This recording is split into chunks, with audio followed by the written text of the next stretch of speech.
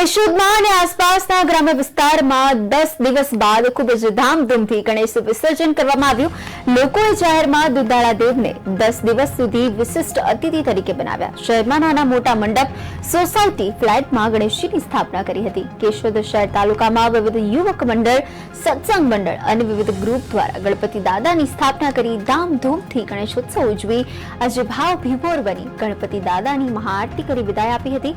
ત્યારે સમગ્ર પંથકમાં ભક્તિમય વાતાવરણ બન્યું હતું। કેશોદ શહેર તાલુકામાં કોઈ પ્રકારનો અનિચ્છનીય બનાવ ન બને એ માટે પૂરતો બંદોબસ્ત ગોઠવવામાં આવ્યો હતો।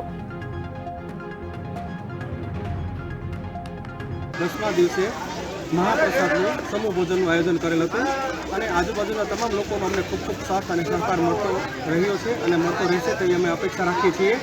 ખૂબ ખૂબ આભાર છે જે લોકોએ અમને મૂર્તિના દાતા છે કે જે અમારા અહીંયા પ્લોટના દાતા છે કે દર વખતે અમને અહીંયા ગણપતિ ઉત્સવ કરવાની મંજૂરી આપે છે। છેલ્લા 24 વર્ષથી ચાલે છે અને અનેકવિધ કાર્યક્રમ રોજ સાંજે હોય છે। કુટુંબ ભોજનથી માંડી અમરનાથ દાદાના દર્શન તથા અન્નકૂટના કાર્યક્રમ પણ રાખવામાં આવે છે। સવાર સાંજ ખૂબ જ સારામાં સારી આરતી થાય છે અને ગોપી મંડળના બહેનો દ્વારા 4 થી 6 રોજ સત્સંગનું આયોજન પણ થાય છે।